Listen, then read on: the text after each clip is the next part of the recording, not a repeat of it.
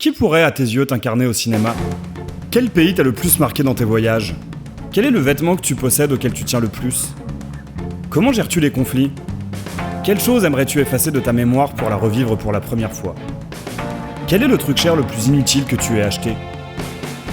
Aléatoire, c'est le podcast qui laisse le choix au hasard et où personne ne sait quelle sera la prochaine question. Dans chaque épisode, j'échange avec une personne, qu'elle soit artiste, sportif, humoriste, acteur ou un congénère podcasteur, qu'elle soit déjà célèbre ou qu'elle gagne à être connue, en lui posant 20 questions piochées au hasard. Je suis Jacques et vous écoutez Aléatoire.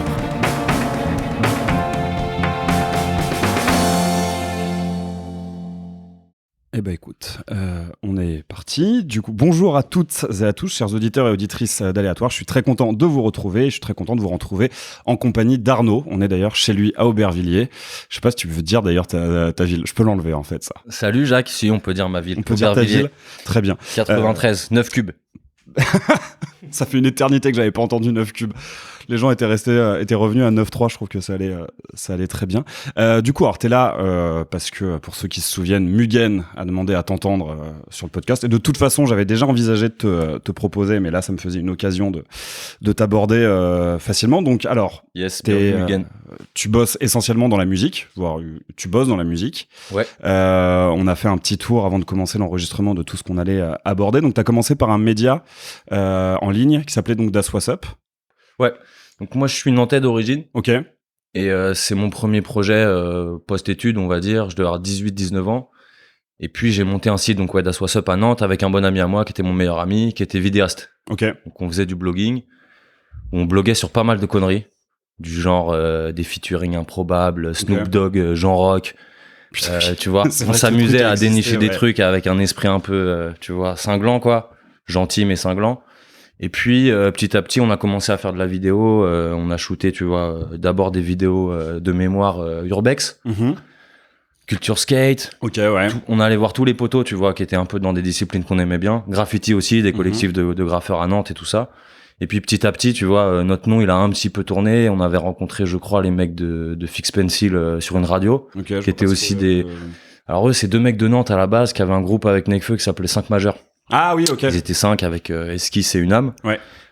Donc c'était un des groupes de Nantes, tu vois, qui faisait un peu parler. Il y avait pas beaucoup de choses à Nantes, tu vois. Bah ouais. Il y a eu Philémon, Tragédie, Camnews. Oui, Tragédie. Pour les anciens, Hocus Pocus, tu vois. Ah ok, j'avoue. Vincile, C2C et tout ça. Mais bon, ça, à la limite, c'était presque pas ma génération.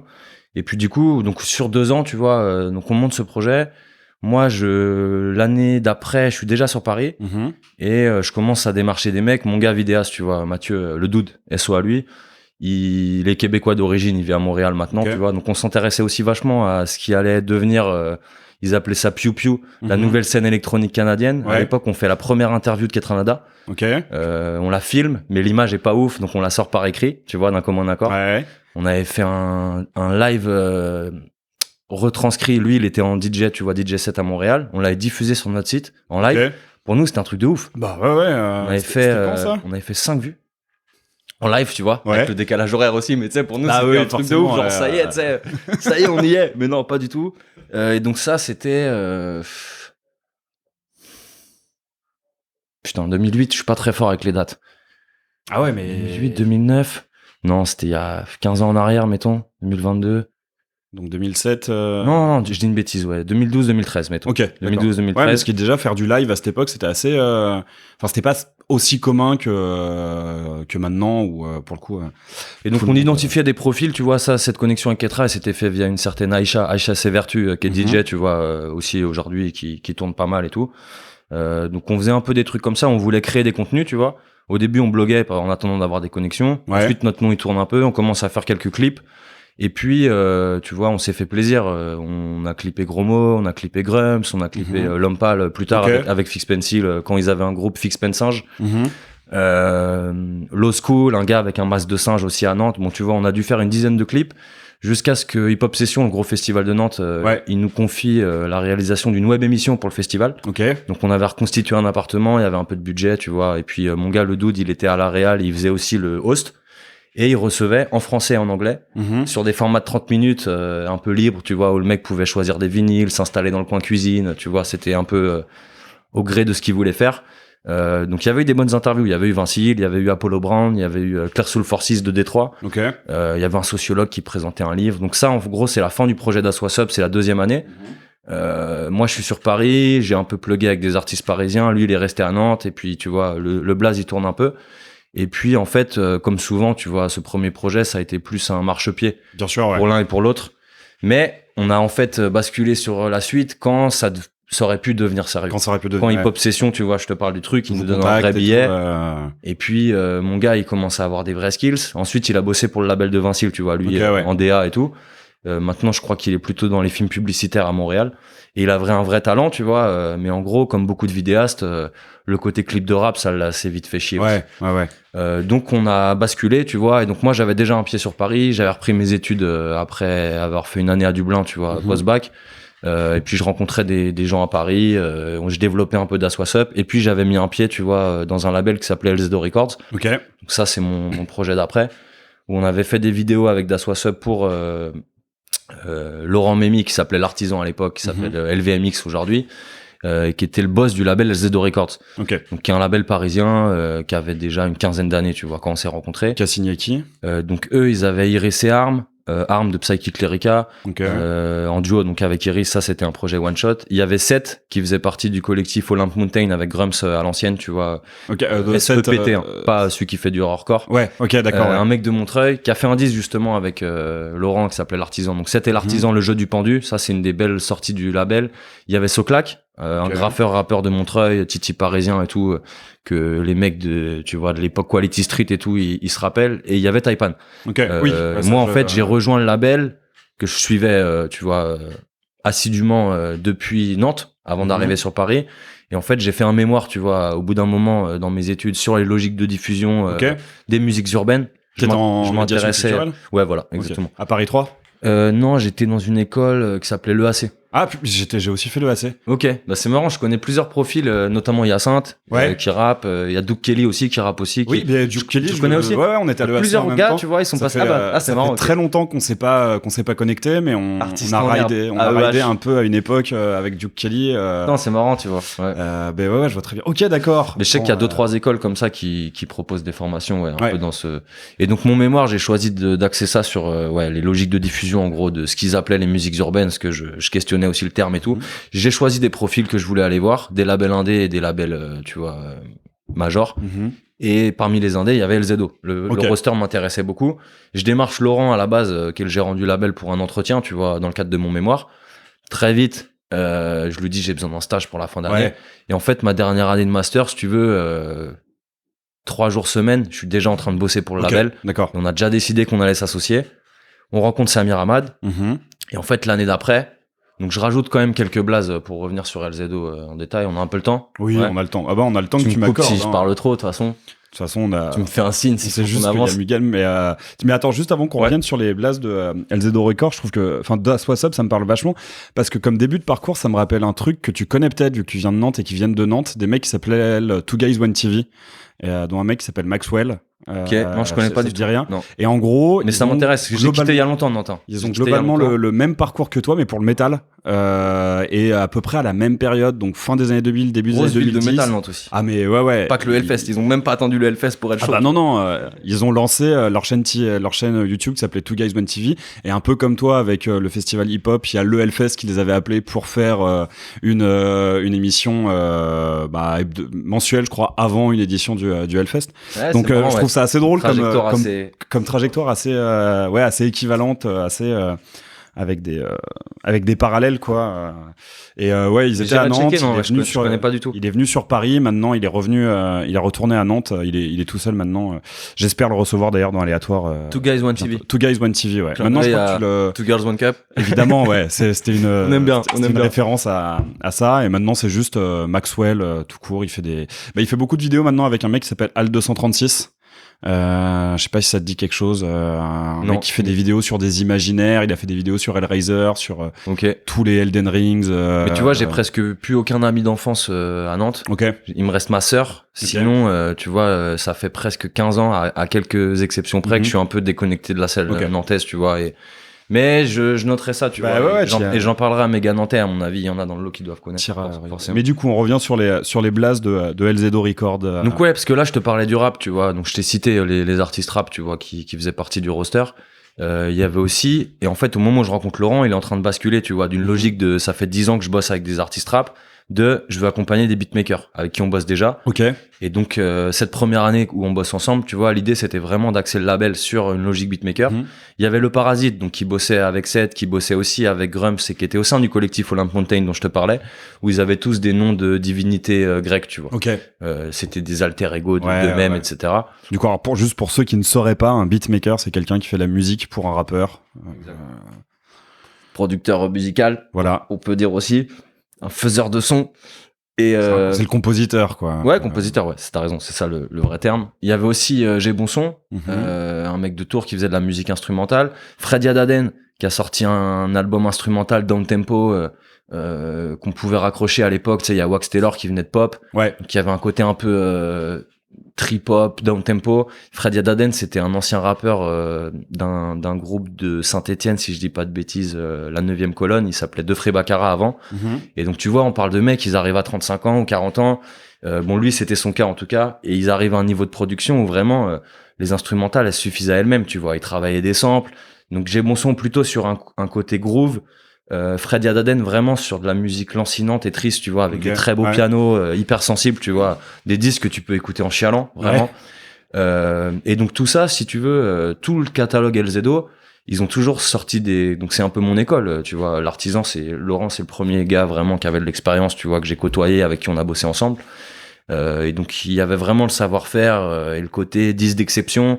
On se prend la tête pour faire des albums. Tu vois, pas de la musique, c'était un peu avant la chute du CD et tout ça, tu vois. Il y avait encore le côté sacralisé, tu vois, d'une œuvre. Et moi, je viens de ça, en fait, avant même de le rencontrer. Et du coup, c'est un peu naturellement, tu vois, je me suis reconnu dans cette école. Donc, c'est l'école des beaux objets. On fait des doubles vinyles, on fait des cassettes, on fait des CD. Avec un bel artwork. Et j'en oublie. Donc ça, donc tu vois, ça fait quand même beaucoup d'artistes. Bah ouais, carrément. Peut-être 5 rappeurs. Après tout ça, ça se fait dans le temps. Laurent, il était tout seul à gérer tout ça, tu vois. Il avait 1 ou 2 associés ici et là au départ, mais et donc rappeur, beatmaker. Et il y avait 2 autres groupes, The Glass Half, un beatmaker français qui va au Brésil, qui ramène plein de vinyles, qui sample, tu vois, avec vraiment des musiques brésiliennes. Il fait une rencontre avec Jonah, un chanteur de New York. Ils font un disque un peu hybride entre rock psyché. On a un très beau vinyle d'ailleurs qu'on a fait, rock psyché et funk. Il y a beaucoup d'influences, faut l'écouter, c'est assez dur à qualifier. On va en Sicile. Ça s'appelle comment du coup The Glass Half. The Glass Half. The Glass Half, et le projet éponyme s'appelle aussi The Glass Half. Et bien. De mémoire, il y a qu'un album, tu vois. Et il y avait enfin un autre mec, encore un autre profil, Incredible Polo. On le rencontre, il était proche de Matmat de The Glass Half. Et puis le mec, on se rend compte que en plus d'être musicien, tu vois, il a une appli qui tourne.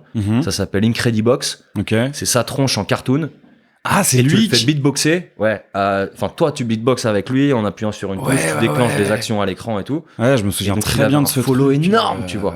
Mais il a jamais sorti de musique. Donc, on a sorti son premier EP, qui est un très beau disque qui s'appelle Abyssama. Et donc, en gros, là, j'ai fini, tu vois, sur LZO. Pour finaliser, l'idée, c'était des très beaux disques. Mais les mecs de l'industrie, tu vois, parlaient d'eux en disant, ah ouais, les blancs intello du rap, tu vois. Et il y avait un côté succès d'estime. Donc, les Inrock, ils vont te faire des super chroniques à chaque fois que tu sors un disque. Mais tu restes dans une forme d'anonymat, tu vois, celui de la niche, en fait, tu vois. Donc, il y a aussi de la frustration, des sentiments d'échec, tu vois. Mais en tout cas, c'était ma première expérience et j'ai revécu ça ensuite, tu vois. Ces challenges-là, je veux dire, tu vois, de l'investissement, du développement d'artistes, etc. Mais en gros, ça, c'est le premier projet que je rejoins. C'est pas mon projet, mais on s'associe avec Laurent pour être clair sur la dernière année d'LZO Records. On rencontre Samir Hamad. Il y a le projet Beatmaker et tout, mais une année passe, ça marche pas trop. On est 7 dans la SARL, on a agrandi l'équipe, on fait un point au bout d'1 an, ça marche pas, on revoit tout. Et en fait, on rencontre Metech. La même année, donc on doit être début 2013 ou un truc comme ça. Et puis on décide avec Laurent de fermer la porte LZO et qui était son projet à lui, et de créer une nouvelle structure qui allait s'appeler Bad Cop Bad Cop. Et qui aurait été tu vois, une vraie création et de lui et de moi, tu vois, à 50-50 on va dire. En esprit, hein. Là je parle pas de répartition ou de quoi que ce soit de cet ordre. Et donc, on rencontre Metek, on sort son album Risky en 2014. Samir Hamad, à ce moment-là, tu vois, avec qui on roule déjà, nous dit, les gars, et on est à un moment de transition où on a les deux structures, en fait, à ce moment-là. Et Samir dit, Risky, c'est un très beau disque. Ils se connaissent pas, tu vois, avec Metek.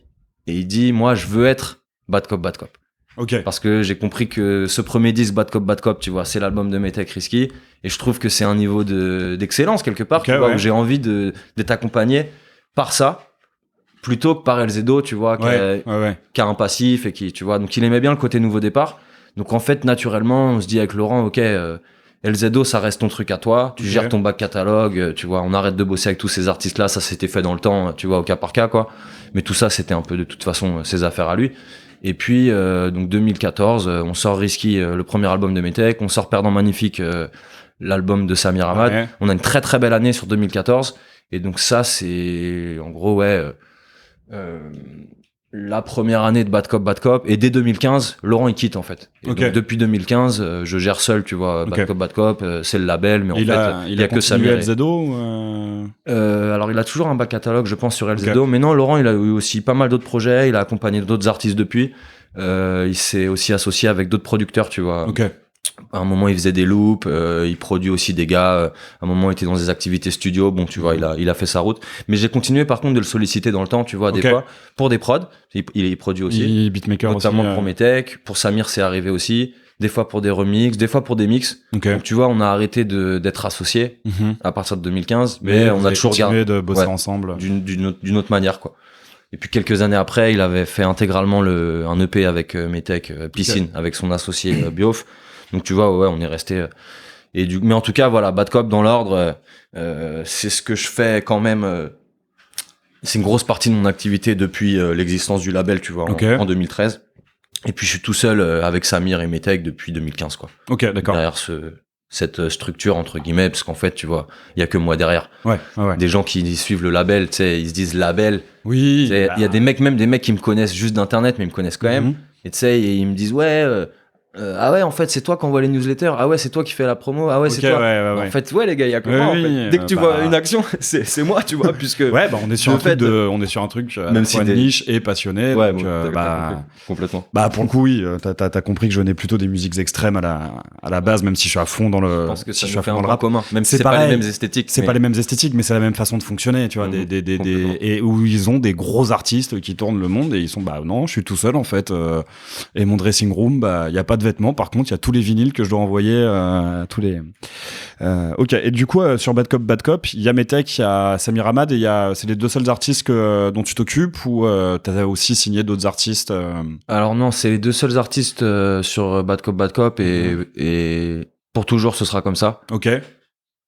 Sauf exception type projet one shot, tu vois. Ok, ouais. Projet one shot. Il y a quelques mecs, ils sont pas beaucoup.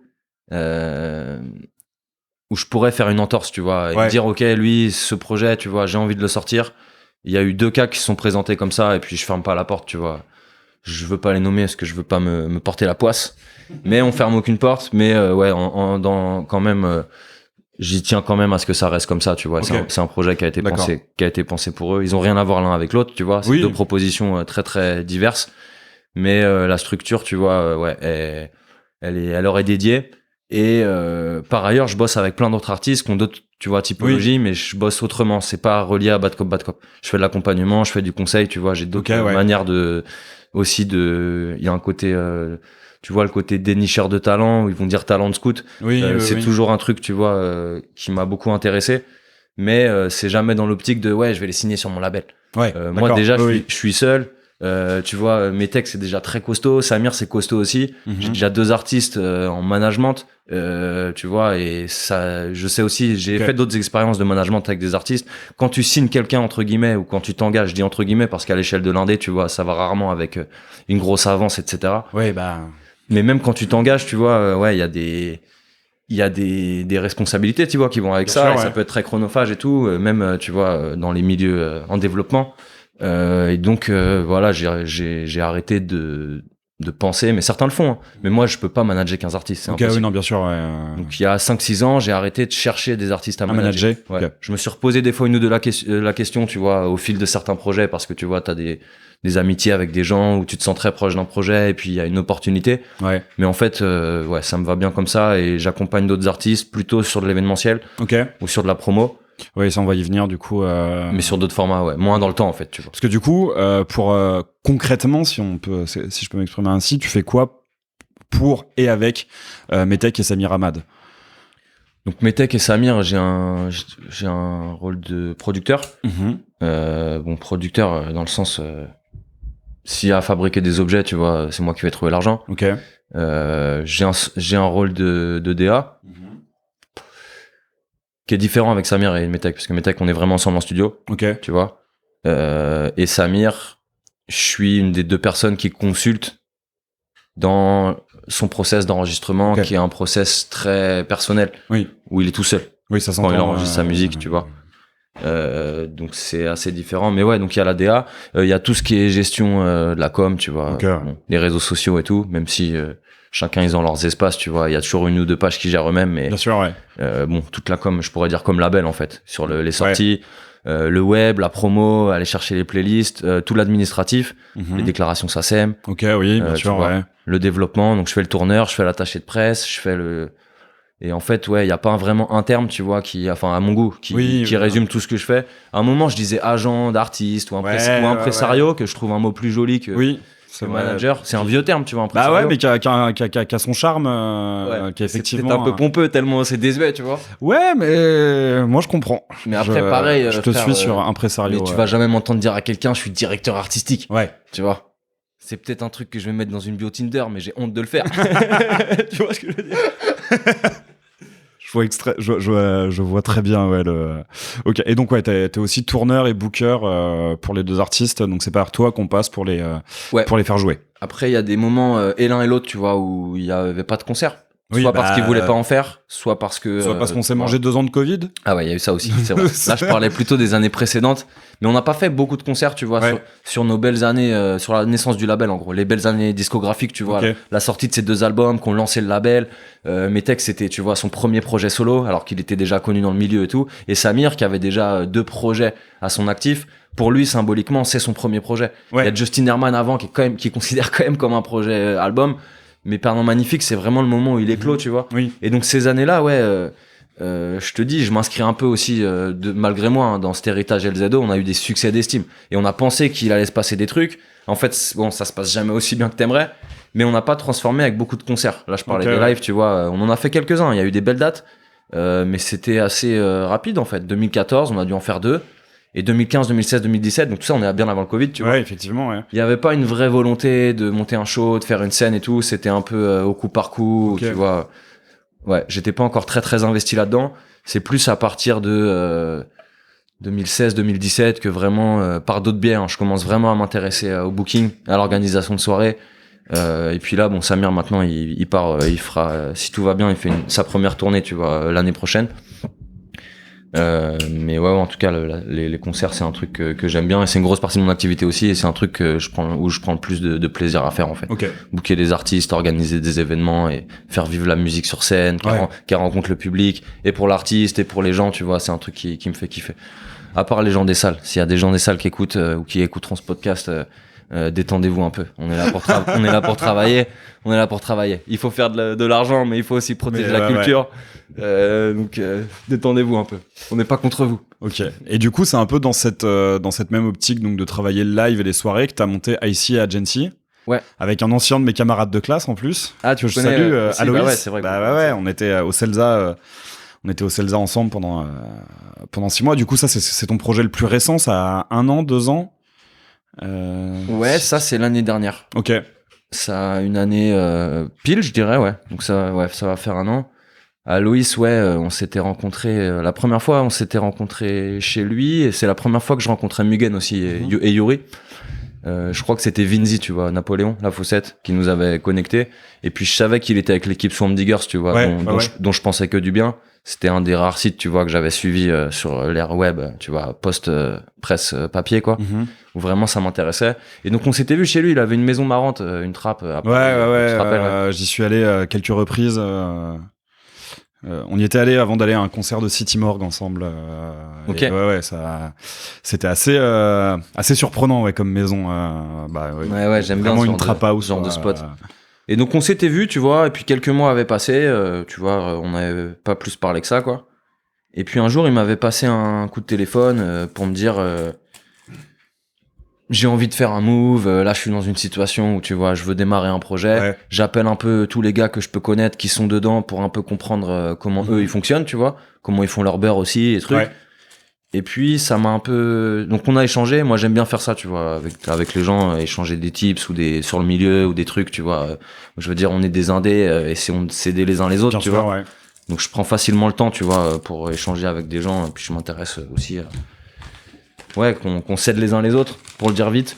Et donc finalement j'avais réfléchi 1 ou 2 semaines et puis je l'ai rappelé en lui disant viens on essaye un truc, tu vois. Okay. Je vois que t'es déter. Je savais qu'il était un peu journaliste. Il a bossé aussi pour Casabet, tu vois, qui est un tourneur sur Paris qui font des événements rap aussi. Donc ouais, on a monté ici l'année dernière. On s'est associés, on a monté cette agence qu'on a pensé au départ comme un truc à la fois pour faire du RP pour les jeunes artistes parce qu'on avait acquis des savoir-faire, tu vois, Bien sûr, et ouais, des connexions, des connaissances avec certains médias où on se disait que peut-être qu'ils étaient prêts, tu vois, pour ce que nous on avait envie de pousser, quoi. Et en fait, notre premier projet avec IC officiel, quoi, ça a été Aizen, tu vois, producteur lyonnais. Ok, ouais. Gros producteur j'allais dire de l'Air SoundCloud, tu vois. Mais ouais, vraiment un mec très chaud, on se connaît depuis très longtemps, tu vois. Et puis Aizen, il y a des années qui sont passées, et puis il était revenu un été en me disant j'ai un projet avec une jeune artiste, on revient du Brésil, on a enregistré son premier EP, très différent de ce que je connaissais de lui, tu vois, il m'avait annoncé. Et donc il me présentait Lazuli, qui est une artiste aussi de Lyon, qui est franco-chilienne, qui fait du baile funk. Et puis c'est un projet qui l'accompagne, il produit aussi là-dessus, tu vois. Lui, Aizen, ça l'a amené aussi dans des couleurs, tu vois, et des sonorités musicales autres, quoi, que ce qu'il faisait avant. Et donc on a accompagné le premier projet de Lazuli, son premier EP 0 en promo, tu vois, en RP. Et puis ça s'est bien passé, notre nom il a commencé à tourner un peu, que tu vois, genre si t'es un jeune artiste tu peux les appeler eux, tu vois, ils connaissent et ça, ils sont intéressés et ça peut bien se passer. Et puis on a fait qu'est-ce qu'on a fait d'autre, Aizen, Lazuli sur la première année, on a fait Big B ensuite, on a fait Lotto, on a fait Lotto aussi dont on est toujours proche, tu vois. Et puis Prêt pour l'argent Prêt pour l'argent 2, exact. Prêt pour l'argent 2, c'est le premier projet qu'on a accompagné, et puis on a fait celui d'après aussi, Soulja. L'Unisax aussi, ça c'était son projet précédent. Et puis ensuite très vite, mais c'était notre objectif parce que en vrai les RP c'est pas ce qui nous amuse le plus, tu vois. C'est pas un métier très marrant. C'est pas un métier très marrant. Même avec les médias et tout, tu vois, c'est parfois un peu laborieux, et ça se passe pas toujours comme on aimerait, mais il y a un travail, il y a un besoin en fait, tu vois. Il y a un besoin. Il y a un besoin, mais ouais, c'est vraiment pas simple les relations. Donc c'est pas ce qui nous amuse le plus, mais on le fait, tu vois, on le fait. Et puis encore une fois, ça a de l'intérêt et pour nous et pour les artistes aussi, tu vois. On sait que c'est un truc qui existe. Tu peux pas faire comme si, tu vois, il suffisait de décider de s'en passer. Bien sûr. Mais ce qui nous amuse plus, c'est l'événementiel et accompagner des artistes dans le sens plus large, tu vois. Donc Alois aujourd'hui manage Lazuli. Et puis on fait tourner ici et puis on a réussi à faire des belles soirées, c'était notre objectif, tu vois. Donc on a fait les 2 premières soirées du Média 1863 à la Bellevilloise, la première en décembre dernier et puis la seconde au mois de mars si je me souviens bien. Sold out, on a grave kiffé, plein d'invités, il y a une soirée où Rimka a débarqué, c'est ça? Ouais, avec Bob Marlich qui l'a ramené, c'était vraiment grosse soirée, gros. J'ai kiffé. Ça c'était post-Covid. On s'est amusé, putain. On s'est amusé, incroyable. Donc ça nous a mis le pied à l'étrier ces 2 premières soirées, tu vois. On a fait notre première ici ensuite au Badaboom au mois de juin avec Lotto, avec le Lidge, avec Jeune Crack et puis Sunbest. C'est Badaboom, on était content aussi, c'était une bonne première. On va annoncer notre deuxième IC qui se fera au mois de novembre, on va l'annoncer prochainement. Spoiler alerte. Et j'en oublie une qui est la prochaine, qui est une grosse date, on est très très content de faire ça. Première soirée du Media Gazer le 21 octobre à Montreuil à la Marbrerie. Il y a Ben Gang Lodi Ben, c'est un mec trop chaud de Détroit, c'est sa première date en Europe, tu vois, qui vient. On a un bête de plateau français aussi, Brixie 3G, il y a Lotto encore, Lovaran, il y a plein de DJ, plein d'artistes cool, vraiment le plateau est tue. Et puis Gaza, on s'entend vraiment bien avec eux. Et donc tu vois, c'est marrant cette typologie. Comme 1863, c'est leur premier événement. Okay. Donc nous, on est totalement dans notre truc. C'est ça qu'on a envie de faire. Ouais, Comme t'es un trait d'union entre, tu vois, des propositions spé, mais qui sont déjà travaillées, tu vois, qui sont quali, quoi. Et puis aller chercher des. Donc en fait, ouais, j'espère, je touche du bois, j'espère que ça va continuer comme ça. Nous, on est grave chaud de faire des événements, tu vois, pour des mecs qui ont. Souvent, ils ont une communauté en fait. C'est juste qu'ils connaissent pas le métier, qui peut avoir l'air un peu relou, tu vois, d'organiser les trucs, et ça l'est un peu. Mais du coup, ouais, j'espère qu'on va continuer de se placer comme ça, tu vois, comme des organisateurs de soirées. Et que c'est l'activité, tu vois, qu'on sera amené à le pousser le plus. Et puis, bon, on se place sur d'autres trucs, du conseil, du machin, on fait quelques rendez-vous majeurs de temps en temps, tu vois, on reste. Mais j'ai bon espoir qu'on puisse, tu vois, à terme, être un beau collectif de soirées, emmener nos plateaux sur les villes, sur la province, c'est ce que je faisais à une époque, tu vois. Mais vraiment, ouais, j'aimerais bien faire à la fois de la curation et de la prog, en plus de l'organisation, en fait. Et en même temps, tout ça, c'est lié avec l'idée de les artistes qu'on pousse en RP. En fait, c'est que des coups de cœur, on veut les faire croquer sur nos événements, tu vois. Il y en a certains, on peut les amener même jusqu'à des signatures maison de disques, ou tu vois, les accompagner, ou leur présenter des gens. Donc, tu vois, on a des relations à plein de degrés différents avec eux, quoi. Mais voilà, première année, on est content. On s'est dit il y a un an, bon bilan pour une première année. On y va sans stress, on verra bien ce qui se passe. Et puis on est là où on espérait être, en fait. Ouais, ça me fait un peu penser. Alors peut-être que tu vas pas du tout être content de ce que je vais sortir, mais de ce que pouvait faire Open Minded, Yard ou GDS, ils font que de la soirée, mais voilà, ouais, ce genre de bail. Non, je trouve pas ça insultant, hein, que tu cites ces modèles-là. Je me rappelle de Open Minded, bien sûr. Je sais pas ce qu'ils deviennent maintenant. Cambyse vient de, parce que pour le coup j'ai bossé un peu avec Cambyse à une époque. J'essaye de l'avoir dans le podcast, mais il me répond pas. Donc. Époque d'Aswasup, on avait fait un truc avec eux. Je sais plus ce que c'était, mais il vient de remonter un truc qui s'appelle globalement, je crois que c'est Open Minded toujours, qui est plus en mode gros média, gros tech. Ils ont des bureaux à Londres. Levée de fonds, enfin plus dans une dynamique startup, quoi, un truc un peu. Mais en soi, si tu veux faire, tu vois, même le côté média, on peut l'avoir aussi, tu vois. Moi, je viens d'un média, mon premier projet, je te disais. Aloïs, il est aussi journaliste par ailleurs, tu vois. Il l'a fait dans, donc si tu dis, je veux être un média, je peux faire de l'accompagnement d'artistes, je suis aussi une agence et je fais des soirées. En fait, t'es dans une typologie de structure, tu vois. Donc, je me sens pas du tout insulté. Mais après, chacun, dans son modèle, tu vois, il y va différemment. Il y en a qui prétendent être des médias, tu vois, et qui sont avant tout des régies pub. Ou je veux dire, prétendent, c'est même pas le mot. C'est plus, on les perçoit comme des médias, Exemple Combini. Oui, totalement, Exemple Combini. Qui ont un angle média, qui existe, tu vois, mais qui est la vitrine, en fait. Tous les gens se disent, le média. Mais en fait, c'est avant tout une agence. Régie pub. Donc après, nous, tu vois, on avance, aussi avec nos moyens et puis avec un truc, je te dis, où on va vraiment choisir des typologies d'artistes. Où on sait qu'il y a le challenge de est-ce que ce projet, on peut convaincre les médias, tu vois, que ça va leur plaire. Mais pour l'instant, et c'est le projet, hein, c'est le but. Tu vois, on défend exclusivement des projets qu'on trouve vraiment charmés. Le Nissax, sera vraiment charmé. La Dune, on trouve ça vraiment charmé. L'Auto, on trouve ça vraiment charmé. Gros fonctionnement au coup de cœur, quoi. Les gens qu'on invite sur nos plateaux, c'est le cas aussi. Avec le côté, tu vois, on essaie de se positionner sur des trucs, peut-être même qui convainquent pas encore tout le monde, tu vois. Mais nous, on sait et on pense que ça vaut le coup tu vois. Donc c'est là où je peux me différencier des structures que tu as citées sur, il y a un truc où on n'est pas du tout dans les mêmes logiques. Mais par contre, moi, je me souviens même, tu vois, des soirées qu'ils ont pu faire et tout, peu importe je peux avoir des trucs à redire sur leur éditorial ou sur les humains qu'il y a dedans ou d'autres trucs. Mais, Yard, ils ont fait des putains de soirées. Et à la limite, dans ce que t'as cité, c'est peut-être, GDS où je me sentirais le plus proche. Je les connais pas, hein, tu vois, on s'est croisés des fois, mais je connais pas plus que ça leur équipe.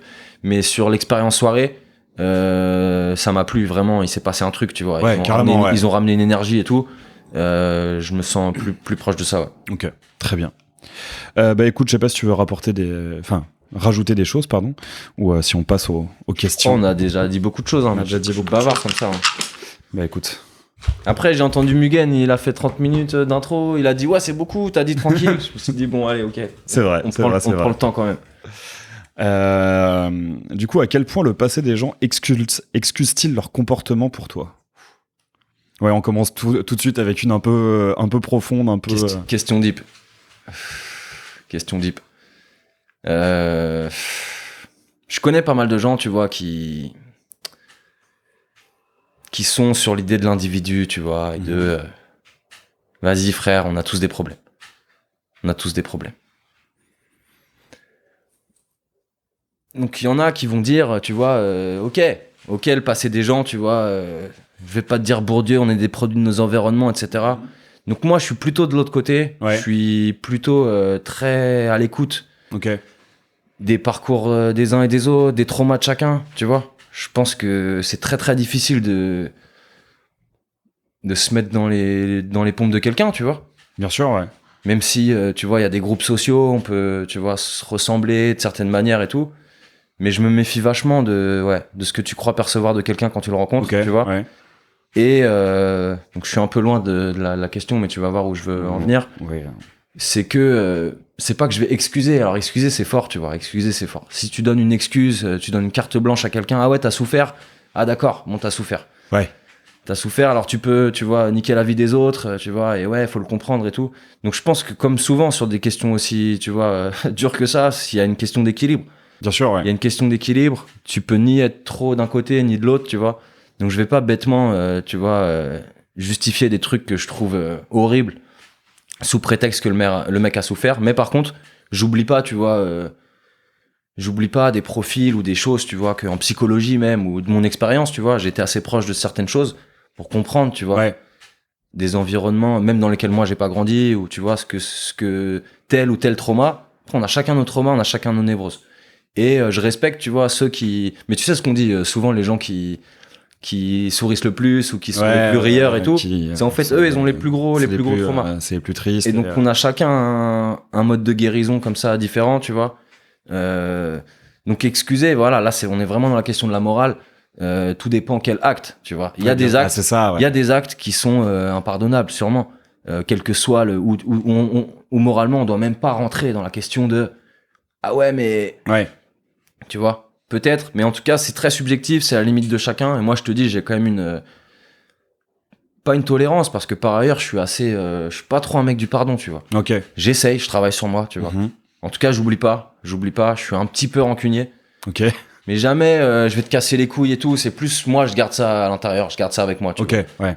J'ai du mal à laisser glisser les choses, tu vois. Mais je suis pas non plus à nourrir ces rancunes, tu vois. Ok, ouais. Mais elles existent encore en moi.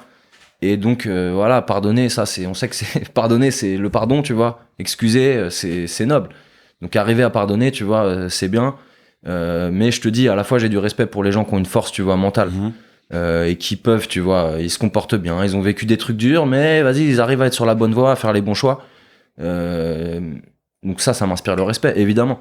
Maintenant, il y en a, ils font des exactions, ils ont leur histoire, et je suis prêt à écouter l'histoire, tu vois, et à me faire un point de vue. Ok, ouais.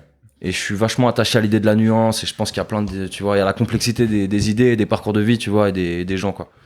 Du coup, t'es peut-être sur un truc que le passé explique toujours, mais excuse pas. Excuse en fonction de la gravité de ce qui a été commis. Moi, il y a des trucs de mon passé dont j'aimerais me libérer, tu vois, et ils sont toujours avec moi. Oui. Donc je peux comprendre que d'autres gens, tu vois, ils portent les leurs à leur manière, tu vois, et que ça peut les amener à faire des trucs de ouf. Ouais. Et puis aussi, ça m'arrive, tu vois, de comprendre certains actes que je m'interdis, mais je les comprends. Ok. Je vois. Pleures-tu facilement?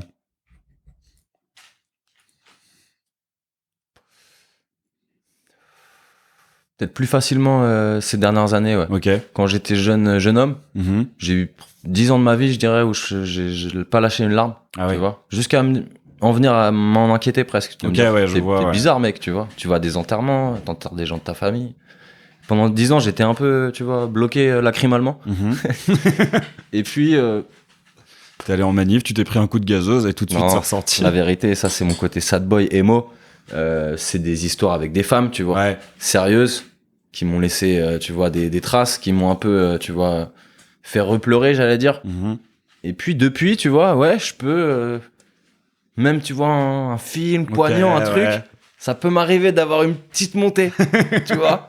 Ça peut m'arriver. Ok. Donc ouais, je dirais plutôt oui en fait. Plutôt oui, Comparé à maintenant, avant, ouais. plutôt oui. Ouais. Il y a une amélioration. Pas une pleureuse non plus, mais... Non, mais il y a une différence entre pleurer facilement et être une pleureuse.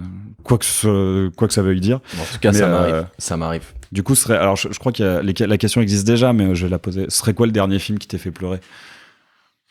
Dernier film qui m'a fait pleurer, ce serait peut-être... Alors attends.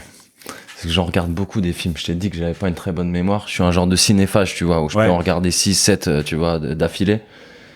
Le dernier film qui m'aurait fait pleurer, peut-être le Gaspard Noé, j'étais pas loin, avec Alex Lutz. Ok. Tu vois. Donc son Très dernier. différent de. Ouais, putain.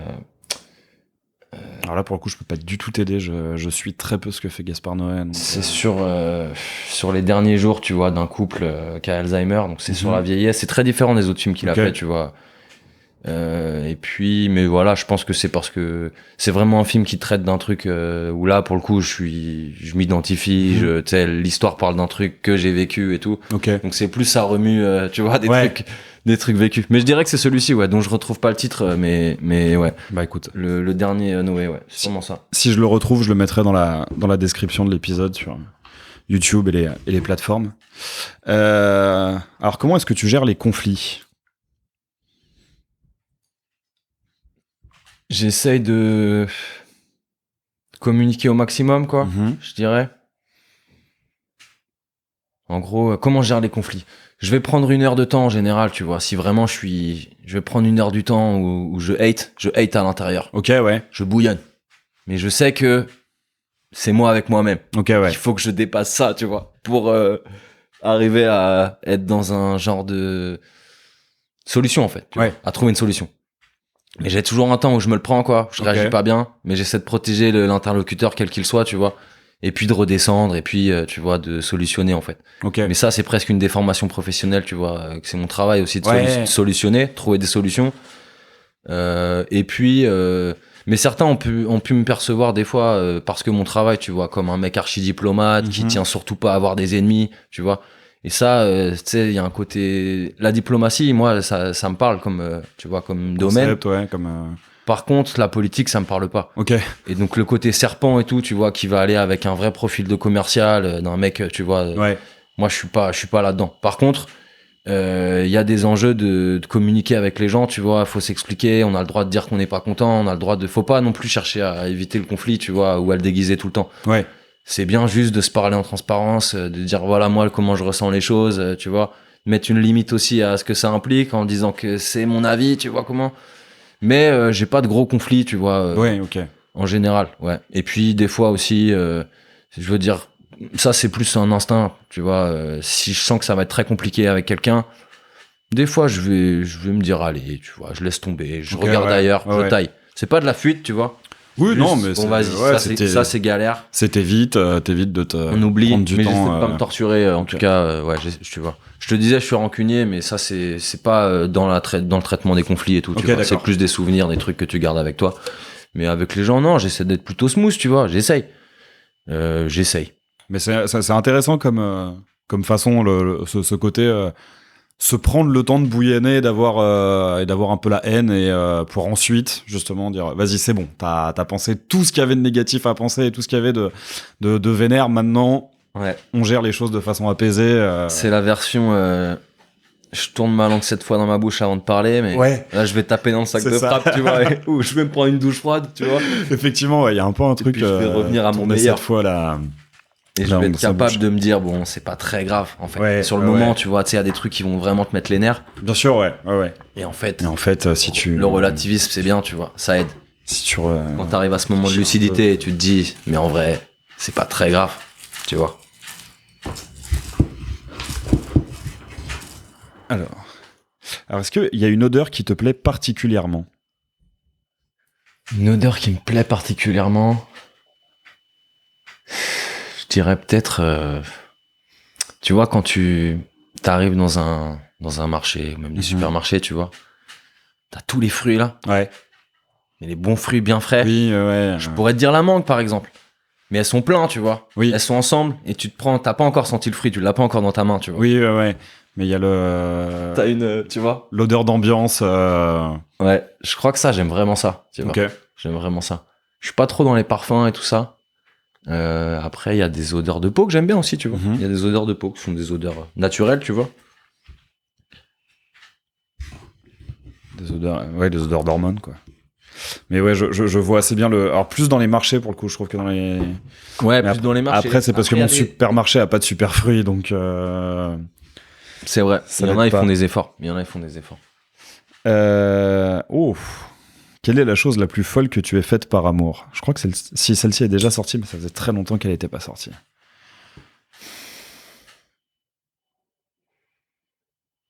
Je dirais que c'est m'oubliez-moi. M'oubliez-moi. Ça, c'est de la folie. Donc, ce serait pas une action, tu vois. Ouais, une action précise. Ce serait pas une action qui défilait, tu vois. Les normes acceptables. Ah ouais, il a fait ce truc de ouf. Non, c'est m'oubliez-moi. Ça, je trouve que c'est de la folie. Mais c'est dans le couple, tu vois. Ça existe. Ça existe. Et ça, c'est de la folie. Ouais. Tu prends des trucs sur toi, tu vois, ou des petits renoncements, tu vois, des choses auxquelles tu tiens énormément, tu vois. Mais finalement, ton lien émotionnel avec la personne, tu vois, il va prendre le dessus là. Oui, ouais. Et a posteriori, tu te dis, putain, j'ai fait une sacrée entorse à mon code, entre guillemets, tu vois. Ouais, je vois très très bien. Voilà ma réponse. Effectivement, je suis déjà tombé sur cette question qui m'a été posée à moi et j'avais pas cette réponse, mais maintenant je pense que j'ai une nouvelle réponse avec la tienne parce que. Mais en même temps, c'est dans l'équation, Oui. Mais non. Bien. Est-ce que tu es déjà. Attends, on en a beaucoup des deep aujourd'hui. Est-ce que tu es déjà allé voir un psy? Je suis déjà allé voir un psy, ouais. Je suis allé. Époque Covid, quoi. Les années Covid, ça n'a pas été simple pour moi. Ouais. Et puis, je suis allé aussi un peu par curiosité, pour être honnête. Mais je suis allé en me disant que je trouverais peut-être quelque chose qui pourrait me servir. Et puis, je connaissais beaucoup de gens autour de moi, tu vois, où je pouvais parfois me reconnaître, tu vois, dans certains mots qu'on partage et qu'aller voir des psys. Tu vois. Donc, je me suis dit, bon, en gros, j'ai un peu essayé ça comme un truc que j'avais jamais essayé. Tu vois. Donc je suis pas trop fermé à ces trucs-là. Ça m'arrive d'aller voir des magnétiseuses dans d'autres registres, tu vois. C'est pas que je suis vraiment à fond, mais je suis pas fermé à la chose, tu vois. Et donc je suis allé, c'était pas une expérience de ouf, mais c'était psy gratuit et tout, tu vois. Avec le CMP, l'organisme qui accompagne, tu vois, les mecs en gros qui peuvent pas payer ou qui ont pas envie de payer des 100 balles, 140 balles. Donc je sais après qu'à Paname, moi je connais pas ces milieux-là, tu vois. Je sais que t'as des psys, tu vois, qui prennent très cher. Mais qui sont peut-être aussi sur un autre niveau d'analyse. Bon, j'en sais rien. Mais en tout cas, ouais, j'ai eu une petite expérience, on va dire. Et je te dis, peut-être que je l'ai pas fait aussi super avec sincérité. Peut-être que c'est aussi la part de curiosité en moi qui m'a poussé à faire, tu vois, 8-9 rendez-vous. Et peut-être que je le faisais plus comme une expérience que j'avais envie de vivre, comme tu une vois. Activité, Je l'observais elle, tu vois. M'observais moi, tu vois. Donc j'ai pas du tout un avis définitif et j'ai eu un petit goût, une petite lorgnette, mais je sais que c'est un monde très vaste, tu vois. Oui, bah bien sûr, Mais en tout cas, je pense, j'ai pas un avis définitif sur la chose. Je pense que ça peut aider des gens. Et puis je pense que comme dans plein de domaines, tu vois, il y a des bons, il y a des pas bons. Ah bah oui, et puis alors, surtout, pour le coup, je le sais parce que j'ai pas mal de monde qui vont voir des psys dans mon entourage. Moi-même, j'en vois une. C'est que des fois, t'as des psys qui vont pas du tout te correspondre, et puis ton pote, ça va marcher de fou. C'est vrai, et puis c'est pas une science exacte. C'est pas une science exacte. On cherche un petit. Merci. Oui, non, c'est pas une.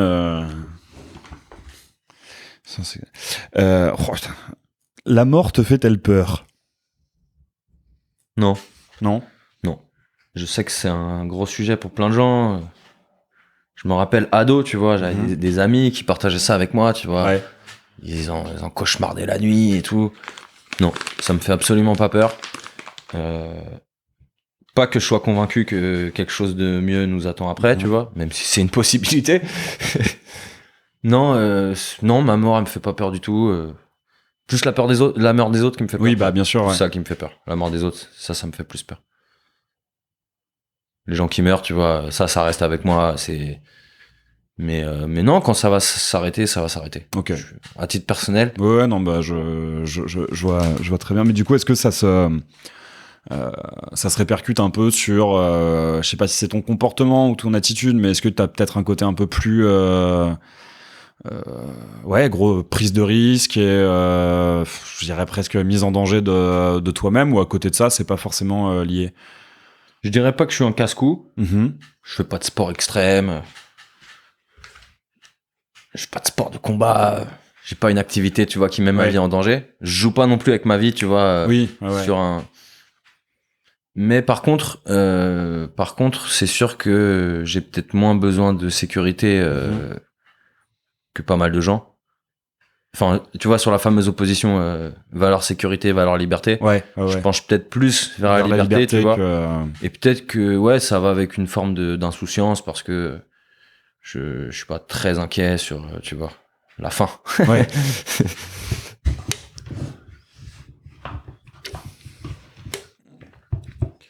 Alors, si tu ne pouvais plus manger que 3 aliments, lesquels seraient-ce?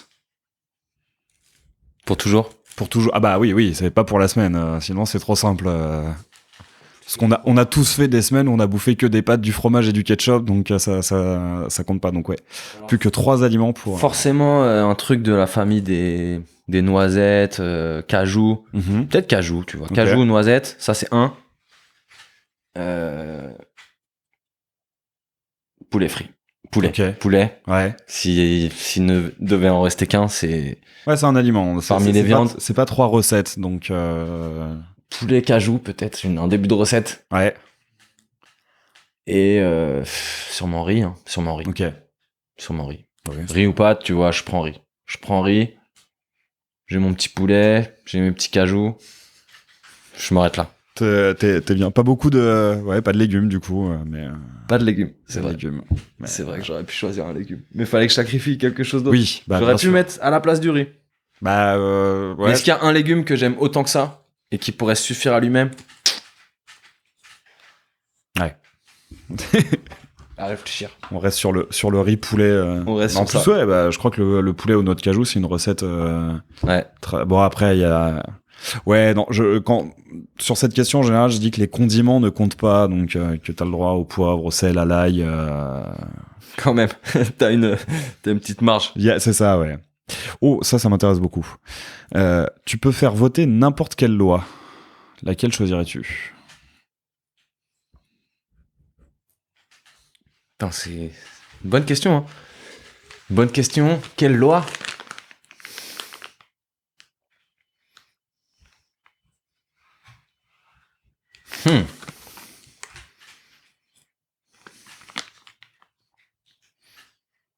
Ok, j'en ai une. Vas-y. J'en ai une.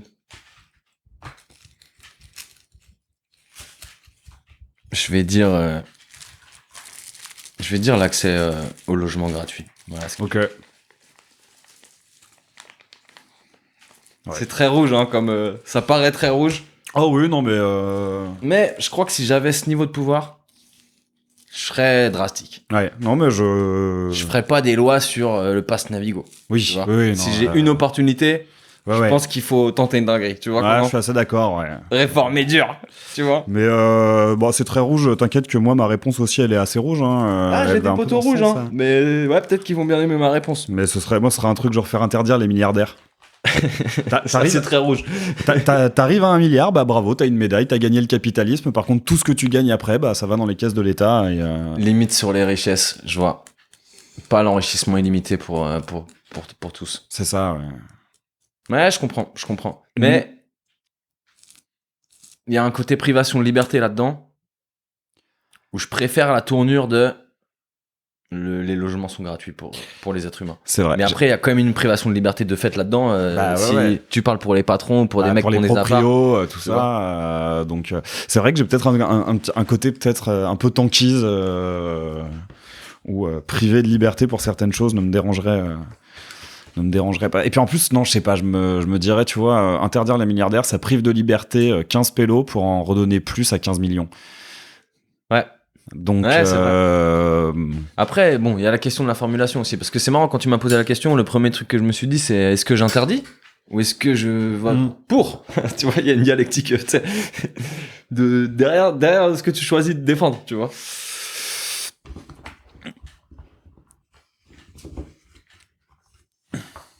alors, as-tu déjà dû faire un choix qui a totalement changé ta vie?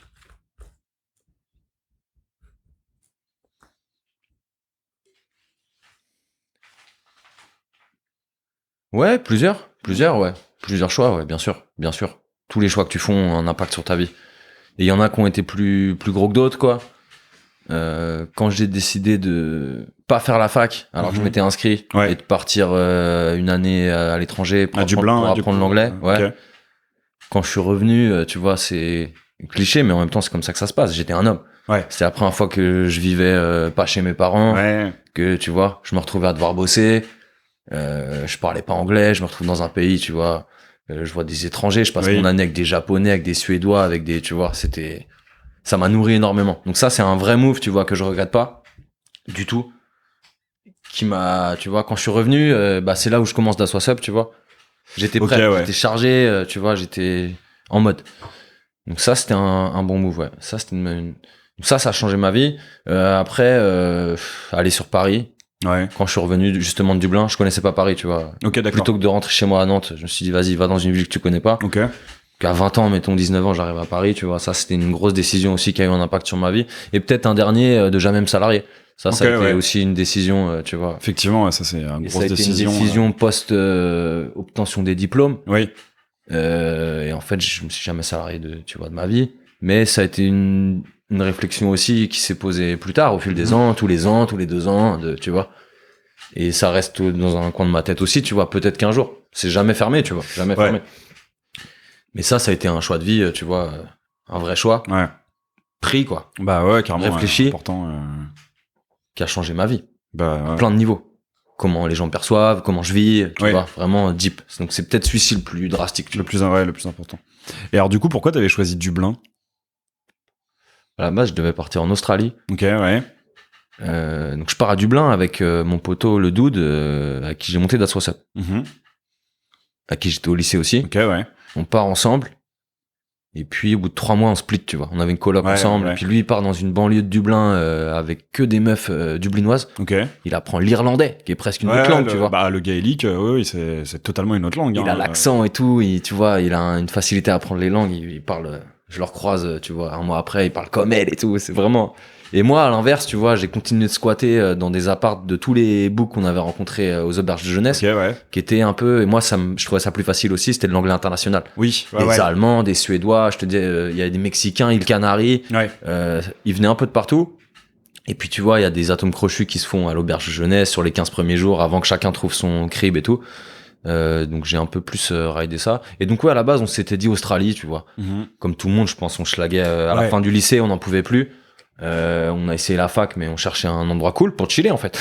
Ouais, carrément. Et puis je sais pas comment, l'Australie, on se dit putain, c'est grave cher, c'est trop loin. Et puis un mois avant la date qu'on avait décidé de partir, on a un peu choisi au pif. À la base, on avait choisi Cork, je sais pas trop pourquoi. Ouais. Ah, c'est mortel Cork. En Irlande, on est finalement même pas allé, dis-toi. J'ai même jamais vu Cork. Et puis finalement, par facilité en fait. Ok, Dublin c'est une capitale, c'est proche, l'avion n'est pas cher. Si ça foire, on peut rentrer vite. Oui. Tu vois, vrai, c'est plein de facteurs. Mais c'est vrai que si t'as un problème là-bas, Mais on s'est retrouvé là-bas sans, tu vois. On n'était pas dans la culture irlandaise plus que ça, tu vois. On était curieux, on connaissait pas grand-chose on avait quasiment aucune information sur la ville, tu vois.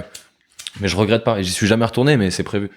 C'est prévu. Et les Irlandais, j'aime bien, tu vois. Ah bah j'aime bien. Et bizarrement aussi, j'ai beaucoup tu vois sympathisé, enfin bizarrement oui et non, mais les Irlandais, donc je te disais, comme j'étais avec des internationaux, c'est pas eux que j'ai plus le fréquenté, j'ai pas non plus fait corps avec la culture irlandaise, mais par contre des Polonais, ils sont beaucoup là-bas, tu vois, vraiment. Et j'ai grave sympathisé avec des mecs là-bas où j'ai eu plus un insight sur la culture polonaise, tu vois, que sur la culture irlandaise, étonnamment, parce que mes gars là-bas, ils étaient vraiment la plupart étaient polonais, quoi. Et donc, ouais, c'est un des souvenirs que je garde aussi, tu vois, de mon séjour là-bas. De l'Irlande. Si tu pouvais avoir un super pouvoir, lequel serait-ce ? Alors là, ça va être moins rouge comme réponse. Faire apparaître de l'argent. Ah ouais ? Générer de l'argent avec mes paumes. Jésus a multiplié les pains. Si tu me donnes la capacité de générer de l'argent... Et en plus, je vais pas le faire pour ma gueule. Je vais pas m'acheter un écran plat, tu vois, et une belle bagnole, et tu vois, et me refaire faire les chicots. C'est pas le projet. J'en ferai bon usage. Je crois que ce serait ça mon pouvoir. C'est pas un truc de rêveur, hein. C'est pas rêveur comme réponse. Ouais, c'est très... Tu vois, c'est même un peu... C'est très... Ouais, je te dis, c'est pas rouge comme réponse, mais... Ouais, mais tu t'en servirais du coup dans tes projets sur Bad Cop, sur IC... Ouais, mais plus large que ça. Ouais. Vraiment, machine à argent, tu sauves le monde, mec. Tu sauves le monde avec de l'argent.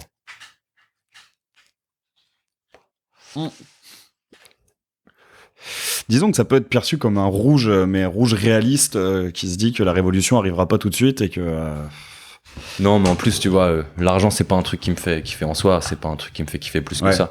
Mais c'est une vraie réponse pragmatique. Comme quand tu me disais si tu peux, tu vois, si tu peux faire passer une loi. Oui, Bon, si tu me poses une question, je l'ai une fois, j'ai une chance, c'est le génie qui te donne un vœu. ouais, c'est ça. Tu vas peut-être aller sur un truc pratique et pas te dire je voudrais voler. Oui, Pour te faire un kiff. Tu vois.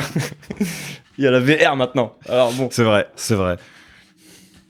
De laquelle de tes mauvaises habitudes as-tu le plus de mal à te défaire? Habitude, si, ouais, une addiction, ça peut rentrer dans une Bien habitude. sûr, ouais. Je pense que le combo café-clope, Ouais. Ah, il fait bien mal quand même. on peut faire une petite pause. Donc on reprend. Mugen est arrivé en public. Donc on parlait de tes mauvaises habitudes dont tu as le plus de mal à te défaire. Donc ouais, café clope. Ouais, je pense café-clope. Clairement. Du carburant pour les copains. La Merci. clope, c'est dur. Hein. La clope, La c'est clope, dur. c'est horrible. C'est que je dois pas avoir de volonté. Hein. Je connais toutes sortes de personnes qui ont réussi à arrêter. Bah ouais, mais après Je fume depuis que j'ai 18 ans et je Ok. crois que c'est le truc qui me... Tu vois. Le café, à la limite, j'arrive à me faire des breaks. Ok. Des fois, j'arrive à faire 4-5 jours, tu vois. Volontairement. Mais Mhm. c'est quand même un exercice, tu vois. Je crois que les gens, ils luttent pas comme ça avec leur addiction au café, en tout cas. Oui. Mais ouais, si, la clope, ça, par contre, les gens, ils savent, tu vois. Mais après, C'est dur, hein. C'est dur.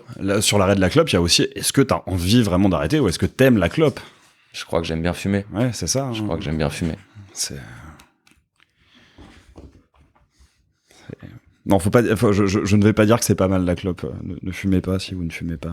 Non, par ailleurs, je connais beaucoup de, tu vois, des anciens dans ma famille, ils sont morts de ça. Hein. Ouais. Ils ont eu des cancers et tout, c'est sérieux. Hein.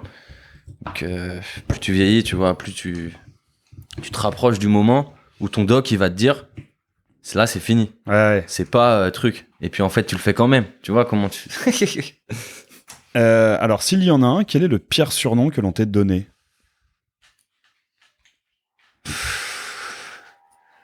Le pire surnom qu'on m'aurait donné, ça doit être une petite mignonnerie du côté de ma mère, tu vois, qui devait m'appeler, tu sais, par des petits noms que t'as pas envie que ce soit prononcé devant tes potes, tu vois. Est-ce que j'ai un exemple? Sinon, non, j'ai pas vraiment eu de surnom. Ah si, attends, il y a la mère de mon ex, elle m'appelait un truc que je détestais, El Baboso. Oh putain, ah ouais, non. T'as capté? Ouais, il est dur, lui. El Baboso. Il est très très dur. Ça veut dire... Babos, quoi. Non. Ah non? Non. Alors après, si ça veut dire un truc en espagnol, je peux pas capter, j'ai fait allemand, donc... C'est un truc colombien. Je crois qu'il y a un truc un peu genre corny, tu vois, corny. Goofy. Okay. Ce serait l'équivalent goofy du slang colombien. Ok, d'accord. Et sa mère, qui était française, tu vois, mais qui était connectée avec ses origines colombiennes, bien sûr, quoi. Elle m'appelait comme ça, tu vois. Et j'étais allé en Colombie et tout, et j'avais capté que c'était pas un mot gentil. Ouais. Mais elle me disait en France, non mais t'inquiète, c'est affectif et tout. Ouais, mais c'est le blast que tu m'as donné la première fois que tu m'as vu. Et, tu vois, et je sais le sens que ça a là-bas. Ok. T'as capté. Donc Ouais. ouais, je dirais ça. Effectivement. À vérifier l'orthographe. Peut-être qu'il y a une lettre que j'oublie là-dedans, parce que ça date, hein, ce que je te raconte. Mais de mémoire, ça sonnait comme ça. El Baboso, ok. Très bien. Je le mettrai dans le titre de l'épisode pour te rappeler de bons souvenirs. Merci d'avance. Ah bah écoute, celle-ci, Mugen était tombé dessus. Une chanson un peu honteuse que tu aimes écouter. Une chanson un peu honteuse. En vrai, je trouve il y a aucune honte, tu vois. En musique, il y a vraiment aucune honte. Même tous les trucs les plus pourris et tout. Petit, je kiffais des trucs pourris, tu vois, mais je kiffais Scatman, tu vois. Après, je vais pas me remettre du Scatman aujourd'hui. Non, mais je pourrais te dire par exemple, voilà, j'en ai un. Ça, c'est du côté des disques de mon père et tout. Mon père, il m'a fait écouter pas mal de trucs, tu vois, où j'ai gardé un certain goût en fait. Ouais. Et du Ah côté oui, du bien rock sûr. anglais et du côté de la chanson française. Ok. Et il y a un mec que tu connais peut-être, c'est du rock, tu vois, à banane et tout. Mhm. C'est hyper suave, c'est cheesy de ouf. Chris Isaak. Oui, ouais. Wicked Games. Ouais, bah après ça défonce. Tu vois, c'est comme In the Air Tonight, c'est des trucs, tu vois, je trouve juste que c'est un tube énorme, exceptionnel, mais en plus de ça, j'ai pas du tout un regard d'esthète, tu vois, du rock et tout, qui trouve ça corny, je trouve même pas ça corny, gros. Ah non, mais... Je trouve que il est chaud, il est en mode c'est Marlon mortel, Brando, mais de il fou. est en mode, tu vois, icône, et il fait un truc, mais c'est vrai que c'est très premier degré, c'est très, tu vois, Ouais, mais... country presque, dans Ouais. l'esthétique, plus Ouais, que dans le son ouais. et tout. Un peu, ouais. Mais je trouve juste ça cool, en fait. Ah ouais, non, on peut mais moi, m'expliquer que c'est du mauvais goût, mais je trouve juste ça. Ah non, mais je crois que je connais pas grand monde. Pour le coup, dans mes cercles rock, je sais que personne ne considérerait ça comme du mauvais goût ou comme un truc... Ou tu peux un me peu mettre un honteux, Mylène Farmer, tu vois. Ouais. Tu vois, je suis ok. Ouais, mais ouais, pareil, des trucs que personnellement, je considère pas comme honteux. Bon, après, pareil, je crois qu'on en parlait dans l'épisode avec Mugen. C'est vrai que moi, ce que je considère honteux, c'est les artistes où il y a beaucoup à leur reprocher sur le plan moral, justement, et sur le plan voire politique, ou sur les actions qu'ils aient. Ouais, je comprends. Il y a une petite liste, ils sont très peu dedans, mais il y a une petite liste d'artistes que j'écoute pas, tu vois, pour des raisons extra-musicales. Mais par contre, ce truc je connais pas ce sentiment d'écouter chez soi quelque chose et d'avoir honte et de se dire, tu vois, je suis en train de, non. Je veux dire, même ça m'est arrivé des fois de me retrouver un jour, tiens, un souvenir dans une soirée techno en face de l'ambassade du Portugal, je crois, à Paname. J'ai un petit peu, tu vois, full coke, plein d'oseille et tout. Les mecs, ils envoient un riff de techno. C'est pas, ils samplent Adolf Hitler dans le riff. What? Et ils sont là et tout. Il y a des danseuses, il y a des meufs, tu vois, c'est Paname, c'est pas que les Bourges. Ouais. Tu vois, il y a le Paname mélangé qui est dans l'appart. Ouais. Et ils sont dans la culture techno, ils ont tous des flows, tu vois. Et ils envoient ça et tout. Et donc, je me rappelle donc tu vois, ça fait quoi ce que tu dis et donc j'ai vu moi ce sentiment, je l'ai eu pour eux en fait. Ouais. Et je me suis dit, putain de merde, ils ont pas honte. Ils jouent un truc, et il y a une connivence, tu vois, que moi Ouais, j'ai pas. bien sûr, ouais. J'ai pas l'évidence, tu vois, on était une vingtaine dans l'appart. Et non seulement ils connaissaient le morceau, mais en plus, tu vois, ils avaient l'air d'être habitués à l'entendre, j'imagine, dans des warehouses, dans des trucs, tu vois. Ok. Et ils trouvaient pas que c'était un acte, tu vois. Mais en même temps, bon, ça, c'est des discussions, l'art et la morale, tu vois. C'est très très compliqué. Tu vois, Joy Division, c'est un groupe que j'aime bien, Ouais. que je trouve légendaire. J'ai appris tard, tu vois, à quoi ça faisait référence le nom c'est du vrai truc que et tout. le nom du On truc, pourrait parler de Gainsbourg, qui a aussi bien été sûr, sur ouais. des, tu vois, des symboliques. Et on pourrait parler d'autres blasts que j'ai pas envie de citer, mais bon, ouais, c'est des questions qui m'intéressent à la fois, mais qui sont complexes de ouf. Non, je vois très bien. Alors, pour le coup, je peux te dire que quand tu viens du black metal, ce truc honteux, tu l'as. Ah, mais je capte. Ouais, Vous, il y a de la transgression maximale, et il y a des trucs, ouais, bien sûr. Ouais, mais il y a des trucs j'ai fait, je crois, le dernier concert de black metal de ma vie la semaine dernière. Parce que j'étais en mode, j'en peux plus, en fait. Ils sont allés trop loin. Ah, bah ouais, des patchs et des t-shirts que, bah, déjà, moi, qui me suis radicalisé, en fait, du côté gauche et qui a des trucs que j'aurais pu porter et que je veux plus voir. Et aussi, une espèce de libération à ce niveau, tu vois, des trucs genre, Crystal Nart 88, et le mec est tout content d'avoir son t-shirt. T'es en mode, mec, ça renvoie quoi, ça? En question. Bah, Crystal Nart, c'est la nuit de cristal. Et 88, c'est les initiales d'Adolf Hitler, donc c'est en chiffres. Donc quand tu vois 88, c'est très mauvais signe. Et du coup, ce truc-là, tu l'expérimentes un peu trop régulièrement. C'est pour ça que maintenant j'écoute du hardcore et que j'essaye de chauffer Mugen pour aller voir Worst Out. Mais il préfère aller au Portugal. Ouais, le Portugal, c'est pas mal. Si tu devais te décrire en 5 mots. Dur. Oui.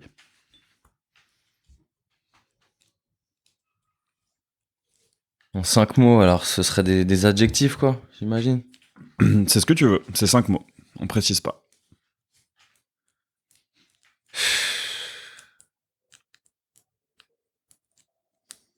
C'est dur ça, je sais pas trop quoi te répondre. Oui. Ouais. Ça c'est difficile. Je peux te laisser un peu de temps pour... On peut en poser une autre et éventuellement... Je suis chaud d'en poser une autre. Si tu J'ai veux... pas sorti de Joker encore. Éventuellement, si tu veux revenir dessus un peu plus tard... Mais ouais, je suis pas très... Je saurais pas quoi répondre. Ouais. Quelle est la chose que tu détestes faire? Que je déteste faire?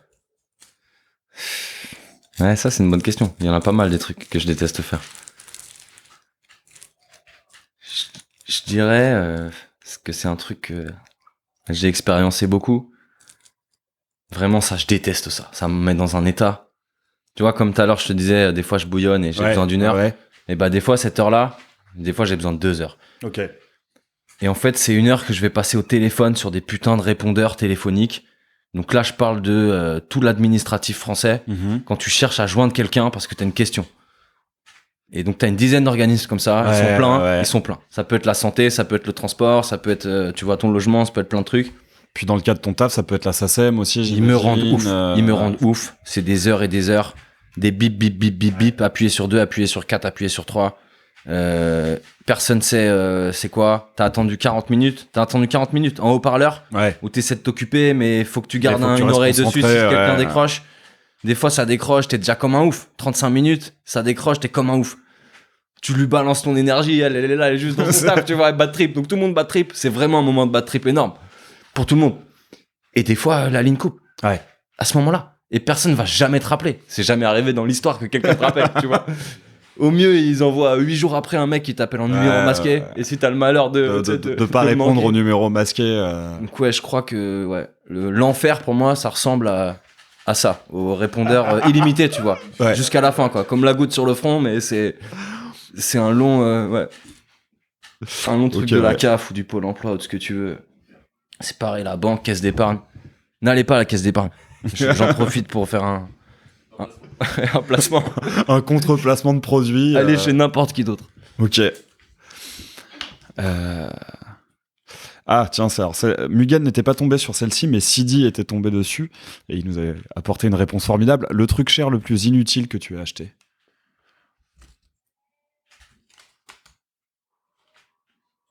Je suis pas trop dépensier. Ouais. Donc cher, tu vois. J'ai quand même un truc fonctionnel avec l'achat. La bouffe, je compte pas, tu vois. Ouais. La bouffe, je compte pas. Si, je dirais peut-être, bah si, ce serait un vêtement, parce que pour moi, je trouve que c'est déraisonnable, tu vois. Oui. J'avais dû acheter un Teddy LRG, un Ok. truc avec des finitions de ouf et tout. Je te jure, gros, à l'époque, j'avais dû le payer 450 balles, peut-être. Ok. Je l'ai gardé longtemps, tu vois. Mais je l'ai même pas porté tant que ça. Ouais. Et- Bah peut-être parce que t'avais aussi la peur de l'abîmer, parce que justement il y avait le Mais le ouais, prix. je trouvais que c'était après, bon, tu vois, le vêtement. Pourtant, j'aime bien le vêtement. Oui. Pourtant, j'aime bien ça. Et ça peut monter à des prix, tu vois, qui sont bien au-dessus de ça. Et pour un manteau, pour un truc, si t'as les moyens, tu vois, je trouve pas non plus que c'est indéfendable, tu vois. Mais ouais, ça, c'est une pièce, tu vois, où j'y ai repensé souvent en la voyant, tu sais, tout le placard, et tu te dis, god damn, 450 balles pour ce truc, tu vois. Et aussi, tu te dis après, tu sais, tu rides Paname et tu te dis, ouais, j'aurais pu le friper à 60 balles. Ou Ouais. depuis, il y a Vinted, des trucs, tu vois, où tu te dis, ouais, je suis allé au magasin et j'ai vraiment donné cet argent-là, tu vois, au mec, tu vois. Je vois très bien, ouais. Donc, je m'en souviendrai, ça. Je l'avais acheté à Châtelet en arrivant sur Paname. Ok, bah il y avait une petite symbolique peut-être. Et je l'ai revendu 50 balles il y a 6 mois, là. Ouais, mais Un peu jauni sur les bords, tu vois, mais quand même portable. il y a la petite symbolique, le premier drip que tu t'achètes en arrivant dans une nouvelle ville. Ouais, c'est vrai, c'est vrai.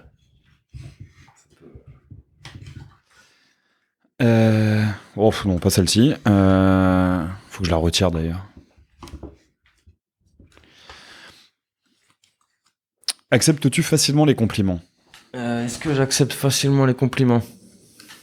Ouais, franchement, je les accepte parce que j'apprécie, tu vois. Oh, tu viens de faire le plus beau bruit de Zippo au micro. Je viens de bien Bruiteur entendre. depuis. C'est ça. Ouais. Non, ouais, en fait, je dis oui, je les accepte parce que j'apprécie, tu vois. Genre, quand quelqu'un que t'apprécies te fait un compliment, tu vois, bah, j'apprécie. Et puis, je sais la valeur que ça a, un compliment aussi. Ouais, J'essaie aussi d'en faire, tu vois, c'est pas toujours naturel chez les uns et les autres, bien tu vois. sûr. Donc, je sais la valeur que ça a et j'apprécie ça. Par contre, je suis très mauvais pour les recevoir. Genre, tu sais, je déteste les surprises. Ok. J'aime pas qu'on me... Je sais, tu vois, socialement, quoi. Je sais pas quelle réponse ça appelle, tu vois. Un compliment. Oui. Je me sens toujours un peu, tu sais, est-ce qu'il faut truc. Je sais pas trop le recevoir, mais Oui. je l'accepte. C'était ça la question. Je l'accepte. Très bien.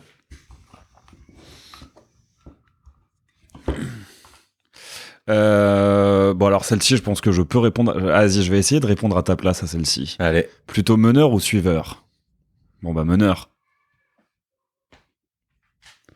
Au vu Au vu de tout ce que tu nous as raconté en début d'épisode, et puis le fait de choisir de ne pas passer par le salariat, on est plutôt sur un truc de meneur. Ouais, et puis j'aime bien aussi l'idée du meneur de jeu, tout ça, tu vois. Ouais. D'essayer de... Donc tout à l'heure, je sais plus, je devais te dire trait d'union ou truc, tu vois. Mais toute l'idée de l'accompagnement et tout, tu vois, il y a un côté, on le fait ensemble et tu vois, on essaie d'avoir des idées pour le groupe. Ça, j'aime bien. Mais par contre, je suis pas du tout allergique, tu vois. J'ai pas le côté tyran, tu vois, que peut avoir les mecs tard le management, ils vont parler de leadership et tout. En fait, ils forment des petits spots, tu vois. Oui. Moi, j'ai vachement l'esprit de meute. J'ai ça, en fait, l'esprit de meute. Ouais. Donc, je me sens bien dans la meute.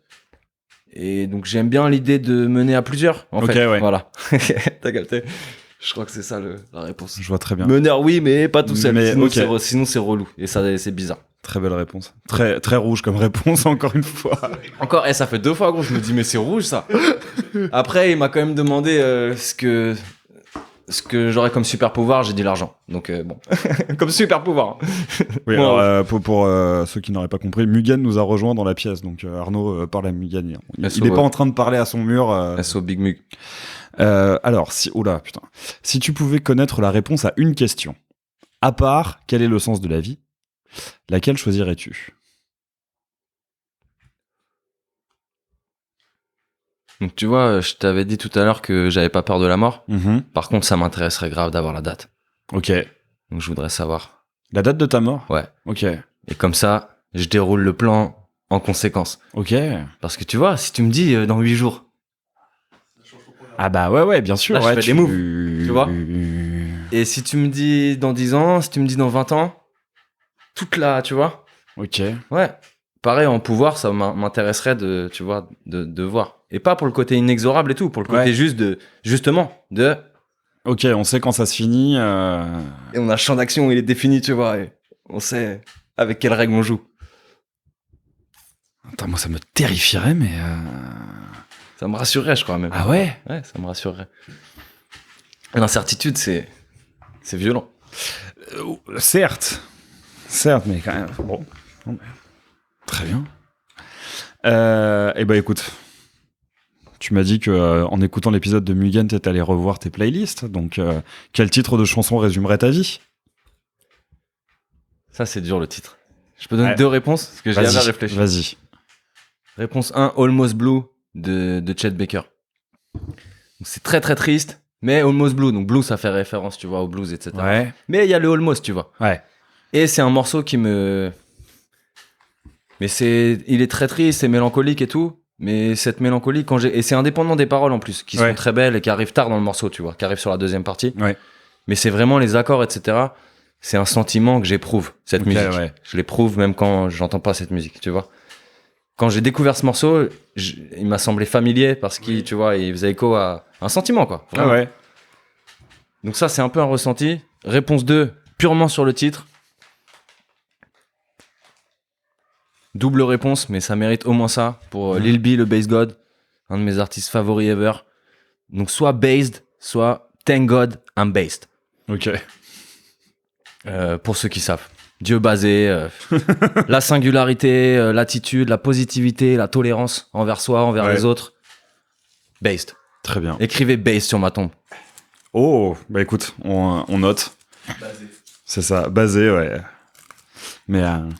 Mais ouais, Chet Baker, je comprends entièrement. Je pense que ça fera plaisir à mon papa qui écoute tous les épisodes d'entendre mentionner Chet Baker, parce que c'est lui qui m'a fait découvrir. Il a très bon goût, ton papa. C'est vrai que c'est mortel. Oui, mon père a de très bon goût. Alors, te confrontons parfois avec une célébrité? Non. Ok, question suivante. C'est arrivé à plein de reprises qu'on me prenne pour toutes sortes de blancs à moustache. Ok. Tu sais, trop de mecs m'ont fait le coup. Ah ouais, c'est tendancieux ça. Ah ouais, tu ressembles à un mec. Ah, tu ressembles tu vois. À Lyon, des gars me l'avaient dit. Ouais, tu ressembles à Faz, un producteur, parce qu'on avait un peu la même paire de lunettes et une même forme de casquette.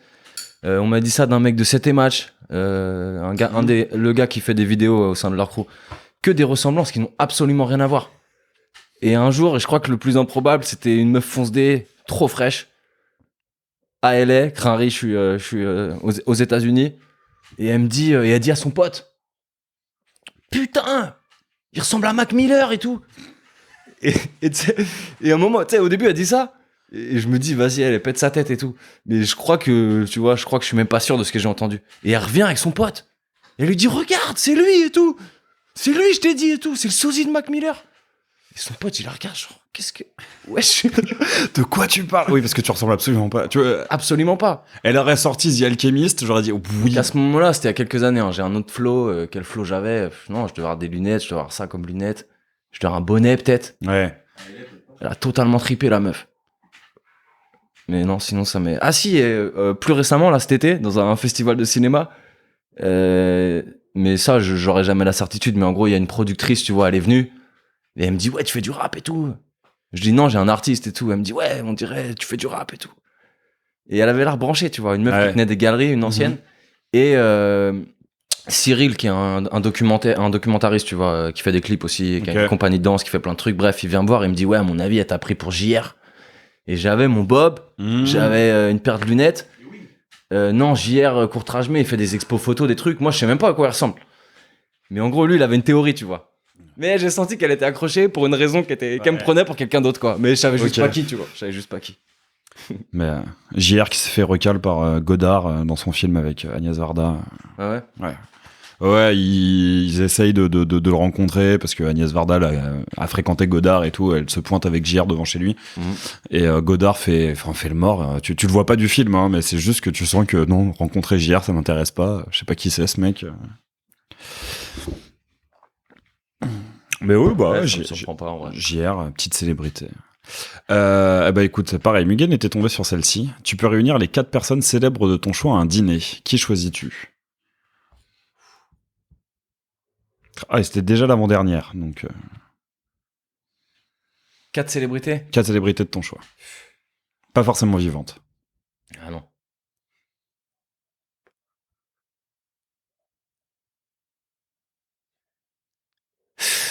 Ça, c'est pareil, t'es obligé de réduire le... Tu vois, c'est la chance d'une vie, c'est une opportunité. Ah quoi. bah ouais. Donc, faut faire des vrais choix. Frida Kahlo? Hunter S. Thompson? Ouais, Hunter, obligé. Après, j'allais faire un dîner d'arsouille, tu vois, donc je peux pas mettre Hunter S. Thompson, Bukowski et tous les... Tu vois, je peux pas non plus faire ça. Frida Kahlo, tu vois, je pense que c'est vraiment un bon choix. Ouais.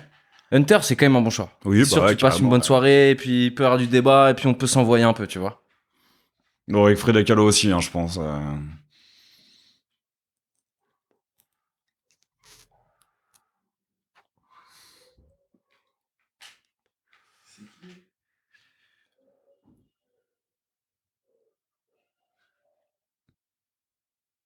Bon, je vais pas mettre 1000 ans à répondre. J'invite Virginie Despentes et Metec. Ok. Voilà. Et je passe ma meilleure soirée. Mais soirée sérieuse quand même, tu vois. Soirée, on va s'envoyer. Mais soirée sérieuse quand même. Mais donc, ouais, Frida Kahlo, Hunter S. Thompson, Metec et... 4, c'est pas assez. Virginie Despentes.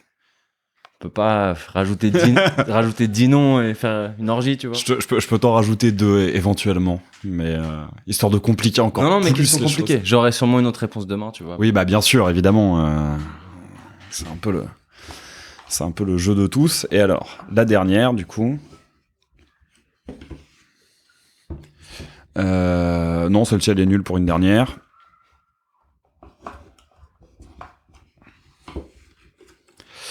Vas-y, j'en ai pioché 4, donc je vais en choisir une parmi ces 4. Ok, bon, vas-y, on va finir sur une bien deep, qui est sortie pas très souvent. Qu'est-ce que l'amitié pour toi?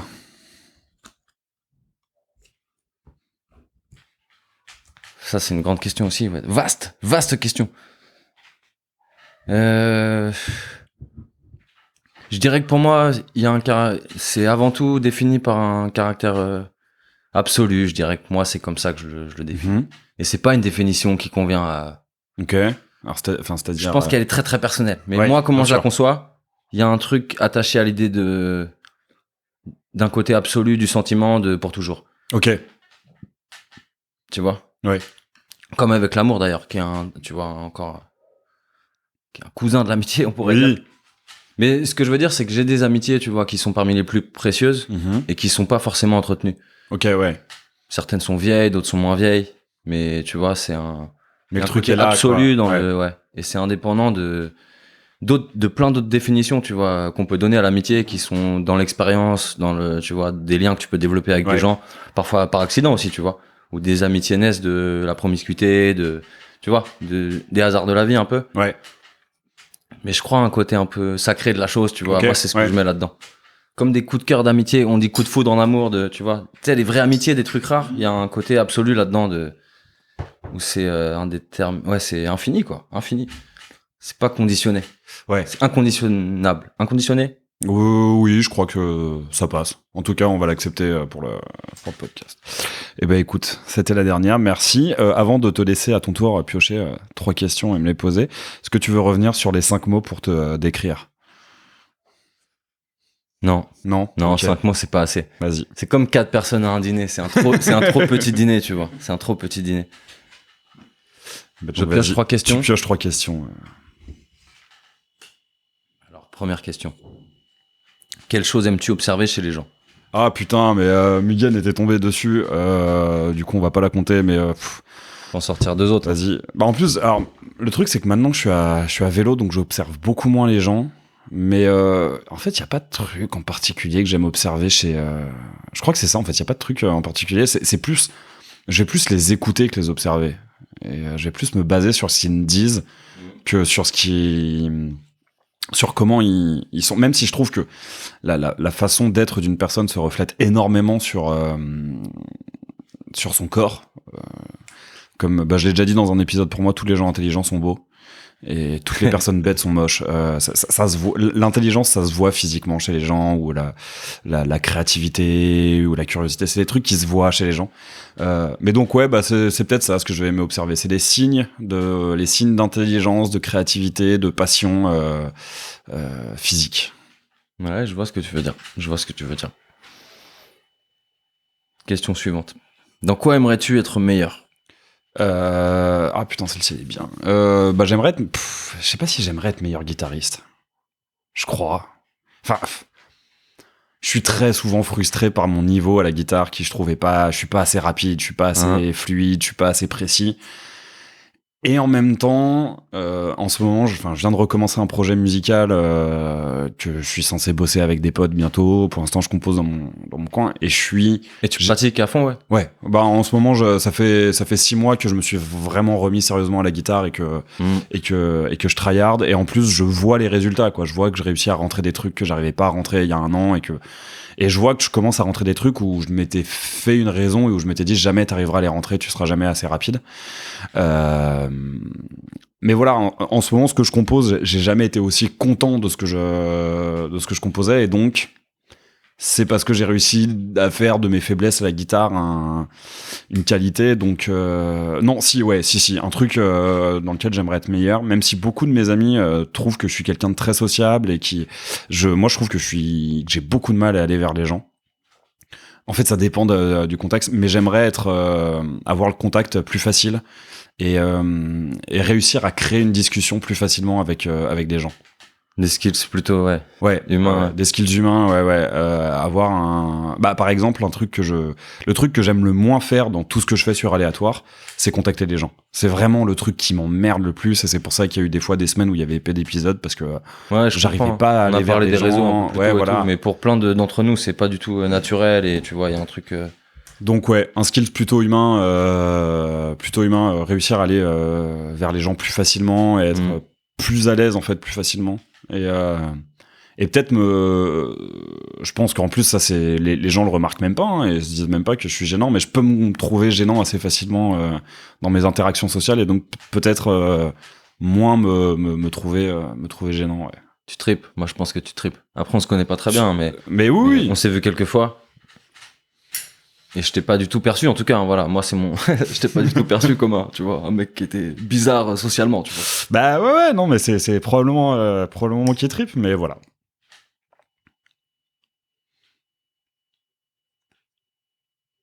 Y a-t-il quelque chose que tu regrettes dans ta carrière?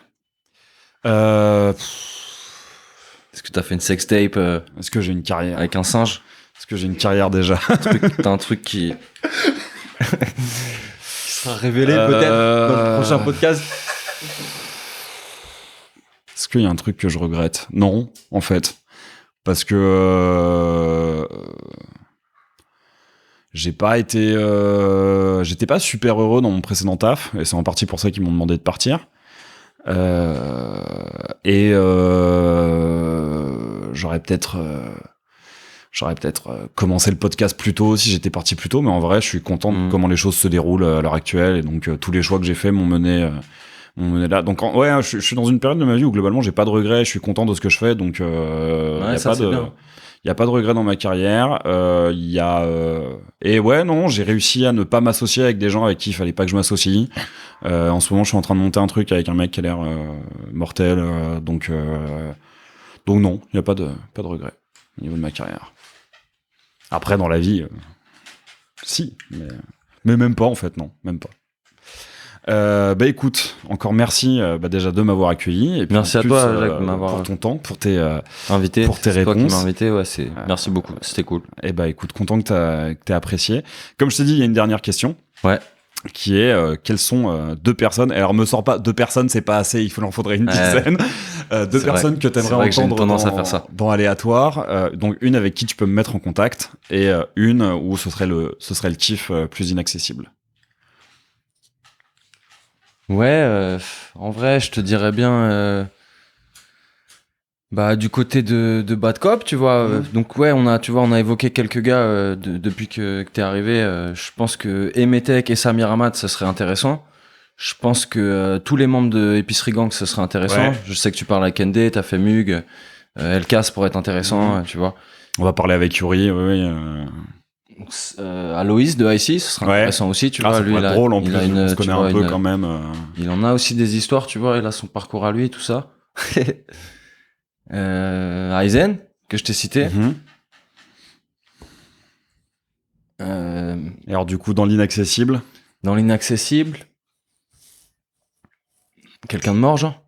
Non, quand même pas. Faut quand même. L'idée, c'est si t'arrives à les faire, c'est que le podcast commence à bien marcher. Psartec. Ben Gangloni Benz, le mec de Détroit dont je te parlais, qui vient le 21 octobre à Paname, qui est le mec le plus chaud de Détroit. On l'invite là, il est 5 jours à Paname. Ok. Lui, il est dedans. Et un podcast avec lui serait intéressant. Je sais qu'il y en a un ou deux qui va faire sûrement, tu vois. Ouais. Mais des interviews. Ouais, je pourrais dire lui. Ok. Attends, écoute, je pourrais peut-être essayer de faire mon premier podcast en anglais. Ouais, tu parles anglais ? À cette occasion. Ouais, ça va, je me débrouille pas trop mal. Jouable, hein. J'ai déjà fait des interviews en anglais en tout cas, donc faudrait juste que soit je traduise toutes les questions à l'avance, soit je me dis vas-y. Ouais, ça se prépare aussi. Ouais. Go for it. Ok, écoute, très bien, encore merci. Où est-ce qu'on peut retrouver toute ton activité, donc tout ce qui est Bad Cop, ICI, quel est le meilleur créneau pour suivre ce qui va se faire ? Je dirais Instagram. Ouais. Instagram, il y a le compte Bad Cop. Ok. Il y a le compte IC Agency. Il y a mon compte Wolf. Et puis, on est un peu partout, ouais. Très bien. Écoute, je mettrai tout ça en description. Et puis, chers auditeurs et auditrices, je vous dis au prochain épisode. Merci d'avoir écouté Aléatoire. J'espère que cet épisode vous aura au choix ému, fait rire, appris des choses, ou les trois en même temps. Si vous voulez soutenir le podcast, vous pouvez en parler autour de vous, le partager sur vos réseaux, ou encore lui donner 5 étoiles sur la plateforme d'écoute de votre choix. À très vite pour une nouvelle rencontre, et laissez-vous surprendre.